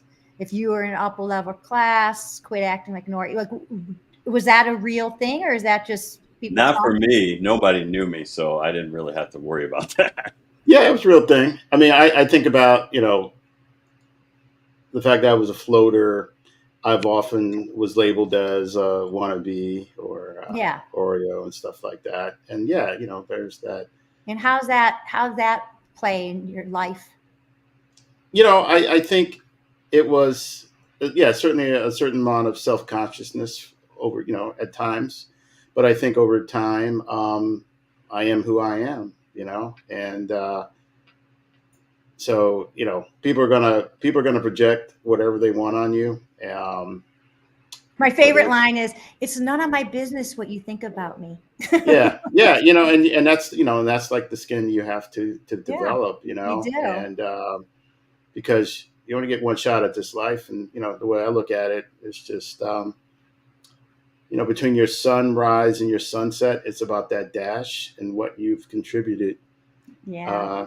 to that dash, and so that's what matters, So, but that was a thing, because like for my family, I always describe my family as we were working class with middle class aspirations. I was a son of a Air Force officer. My family had lived overseas. Oftentimes, they were like the Jackie Robinsons, uh, living on these Air Force bases, being like the only black family, and so there was discrimination and all that stuff. And so coming back, particularly for some of my brothers and sisters, they were made fun of because the way they talked, and just the fact that they've had these like early experiences that maybe not a lot of black people had at that time, depending on where you were. And I think that even translated to, for us, my parents making the decision to move to Shaker in 72, but, I remember my dad always telling me, just because you live in Shaker doesn't mean you're better than anybody. And I knew what he meant about that in relation to other black people. That's that we were interesting. friends with this. Yeah. Because that's something that was told to you, and that would have not been shared with Yeah. me, right? Yeah. And yeah, so I wanted to share one thing that when I taught at Shaker, I was, trying to help the underachieving black males at Byron. They called it Shaker Middle School at that time. They switched out. And I remember and I went to Cleveland Heights. They had a program for underachieving black males. And they said specifically to me at Shaker, we aren't going to do a program like that.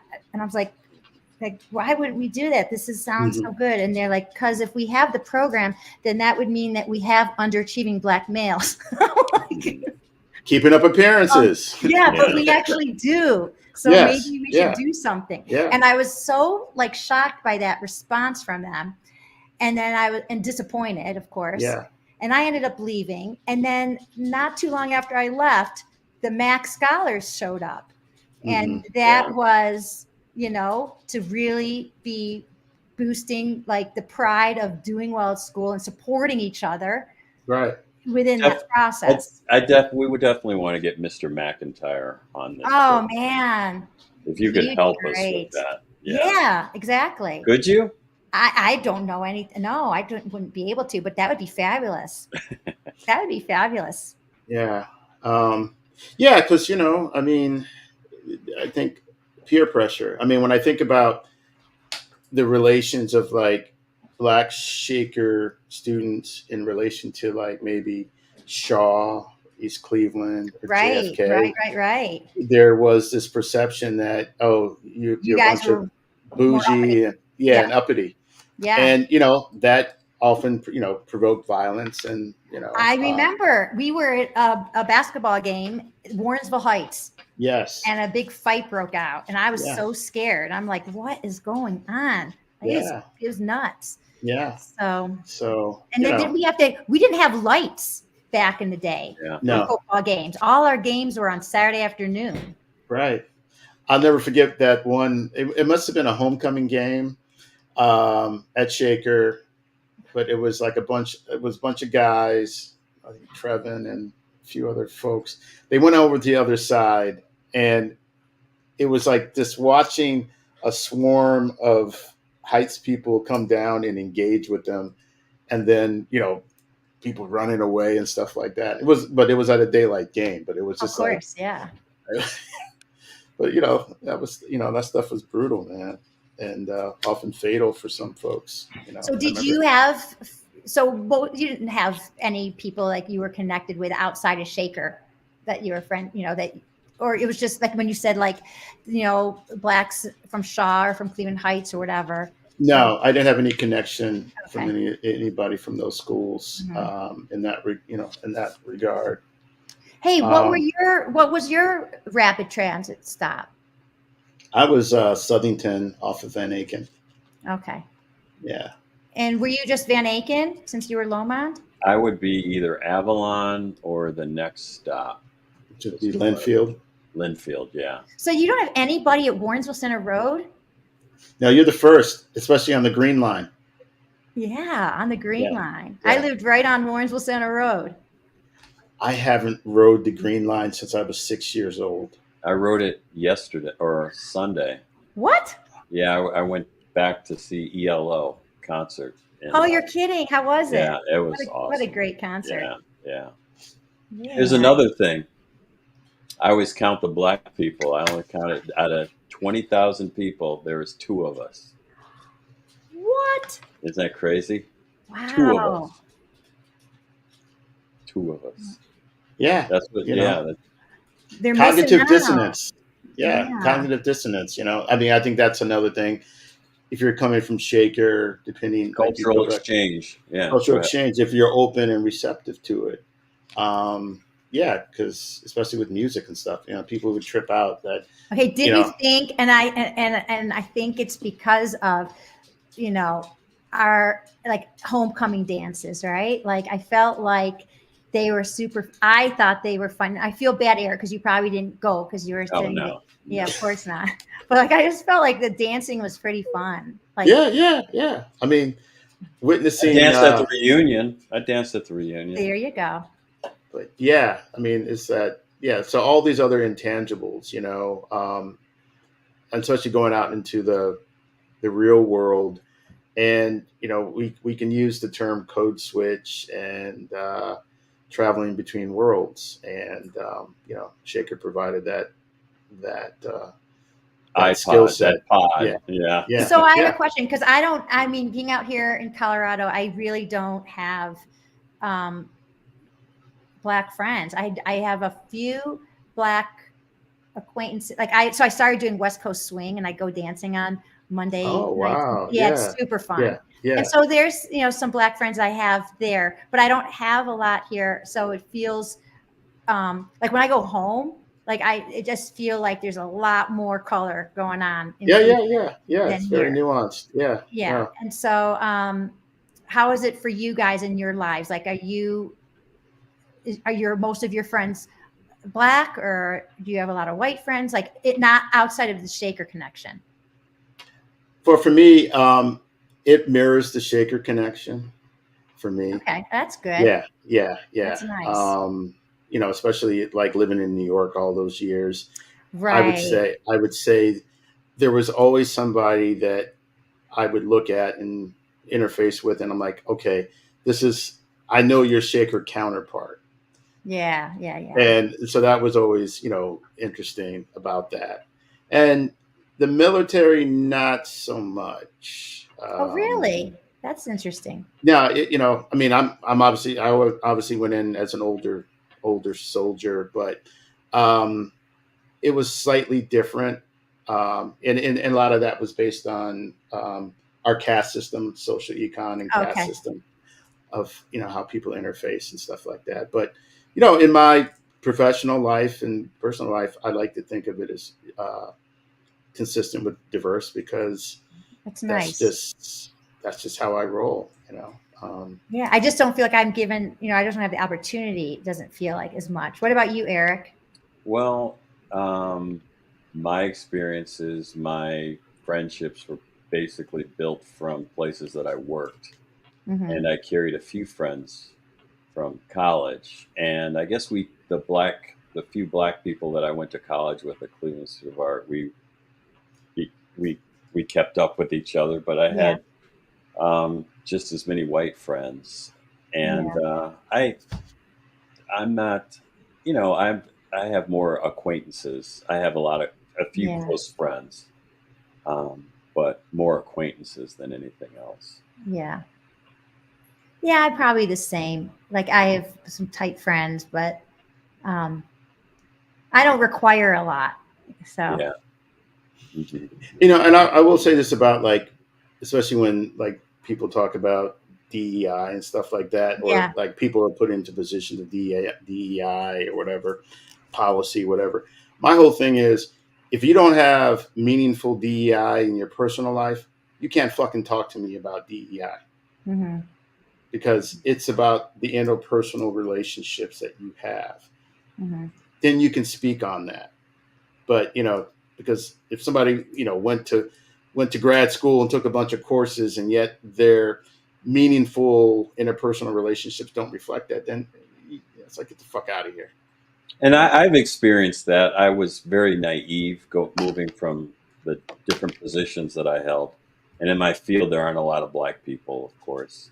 And I found out way after the fact, but people thought maybe I was an affirmative action type of person. People were waiting to see, is this guy really good, or are they just put him here for diversity problem or diversity reasons? But here's the thing that I'm going to admit. I mean, not until like fairly recently, I mean, affirmative action, which is done with, we were made to believe that they were putting people into positions that didn't deserve to be in those positions. Right. And these are qualified people that, human nature, people tend to hire people that are most like them, because they don't want to go through the problems of relating to people that they're not very familiar with. That's a very challenging thing. Except for Black people have to do that every day. Yeah. And we have to change our mannerisms and assimilate accordingly so that we can survive in that environment. code switch dialects. And that's what Shaker basically gave us. Yeah. Gave us that. Yeah. And on that note, you Yes. guys, I can't believe it. I'm so honored and flattered that you invited me to do this. You're becoming. If you weren't so far away, you'd be a good co-host with us. Oh, well, You should think about that. I would do it. Okay. We'll have some more talks about that. Okay. All right. Thank you so much. Thank you, everybody who tuned in, our 6 folks that tuned in. And yeah, Susie Spero Schreiber. Yeah. Radiant. Thank you. I love you guys. I dynamic. I appreciate it. Love back at you. Okay. Until next time. Thank you, everybody. Bye, guys. Take care. Oh, who's on our next show? Yeah. Oh, we got from Seattle, Ben London, class of '85, next Wednesday. Wow. Ben is somebody that probably witnessed the grunge scene as it was evolving and probably has a lot of stories. So next Wednesday, 8 p.m. Eastern Standard Time, Ben London, class of '85. You've been watching the Shaker Heights. Go ahead. Now a word from our sponsors. I have to show you my knockbox. It's a system that comes with 15 labeled folders in 66 categories that organizes every single part of your life in case of an emergency or death. And it's not just the labeled folders. It also comes with detailed instructions so you know exactly what information you need to put in there and what your next of kin needs to do with it. Click on through to the website so you can check out the deals this holiday season. And to be you.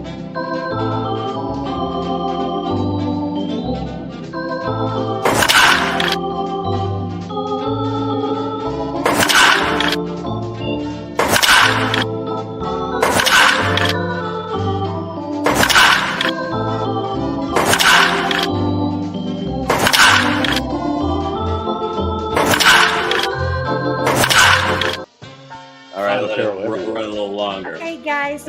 Okay. So I take just want care. to thank you so much. So how do I say goodbye? Like, what do I do? How do I get off? Oh, you you're just gonna shut me out? Yeah. All right, love and light. We'll talk soon. Bye, guys. Bye. Bye-bye. Okay. There we go. There we have it. Another great conversation episode.